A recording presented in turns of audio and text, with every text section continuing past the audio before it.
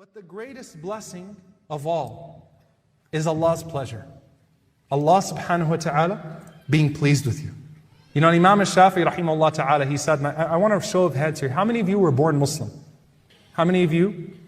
All of us were born Muslim. I know we're going to have that answer, but how many of you were born into Muslim families? Raise your hand again, please. Everyone raise your hand that was born into Muslim families. Do you realize how easy you had it? People spend their entire lives trying to find Islam, trying to find meaning and purpose in life. And it was just given to you when you were born. And Imam al-Shafi'i rahimahullah ta'ala, he has a very beautiful dua. Listen to this dua. This is especially now for those who were born into households of Islam. قال يا رب رزقتني الإسلام ولم أسألك. Oh my Lord, you gave me Islam and I didn't even ask you for it. فارزقني الجنة وأنا أسألك. So give me Jannah and I'm asking you for it. Meaning you were merciful enough to give me Islam without me even having to ask you for it. So give me Jannah while I'm asking you. Certainly you are merciful enough to give me Jannah when I'm asking you for Jannah. Because you gave me the tools to enter Jannah into this world. So Yusuf alayhi salam says, فَاطِرَ السَّمَاوَاتِ وَالْأَرْضِ, the originator of the heavens and the earth. Ibn Abbas radiallahu ta'ala anhu, he says that I didn't understand this word until I saw two Arabs arguing. I saw two Arab men that were very eloquent arguing, because sometimes you look at the original Arabic language, they were arguing about who built the well. So one of them says, أَنَا فَطَرْتُ, the other one says, أَنَا حَفَرْتُ. I was the one that originated it, the other one says, I was the one that dug it. So Fatir is even before creation starts. It's when the plans are still in the works. Yusuf alayhi salam recognizes Allah subhanahu wa ta'ala doesn't just create in wisdom, but even the planning before the creation is in divine wisdom.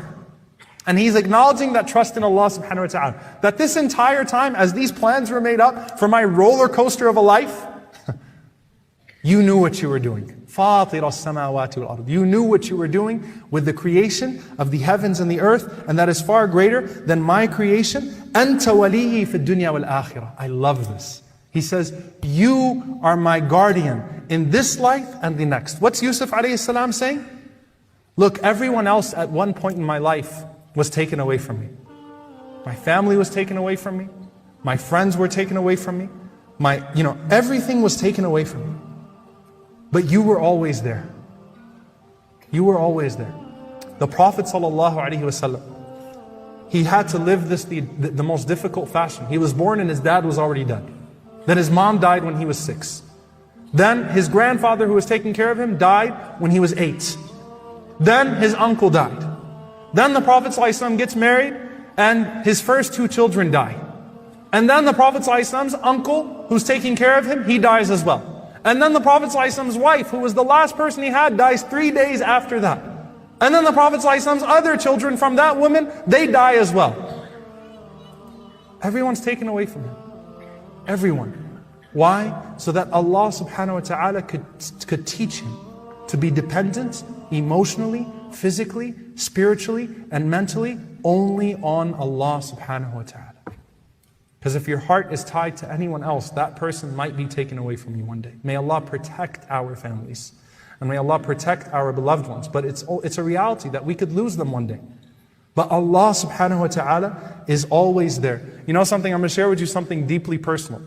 There's someone that I consider a teacher, and his son is very close to me, and some of you might derive who I'm talking about. I'm not going to mention names, but someone who was recently freed from prison, from an unjust situation. And his father remains in prison, a political prisoner, unjustly, politically imprisoned. And he is in a terrible situation, a alim, a scholar, for no injustice of his own, just because a dictator took that country and threw people into prison. This man used to have 30 minutes of visitation with his family once a month. That's all. 30 minutes. He's in solitary confinement 3 weeks a month.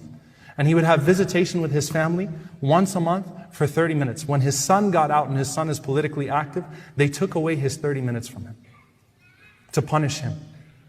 And he wrote a letter to his family, and he said that every month when that appointed time comes, that 30 minutes, he said, instead of going to the place where I used to meet your mom, he said, I read Surah Yusuf. That's all I have for myself. Every month at that time, when I'm supposed to meet you, when I used to be ready to meet you, I just open the Quran and I read Surah Yusuf. And that's the only thing that can relieve my heart of this burden. That this is a man who had everything taken away from him. And all he asked Allah for, أَنْتَ وَلِيِّي فِي الدُّنْيَا وَالْآخِرَةِ. You are my wali, you are my guardian in this world and the next. تَوَفَّنِي مُسْلِمًا وَالْحِقْنِي بِالصَّالِحِينَ. Let me die as a Muslim.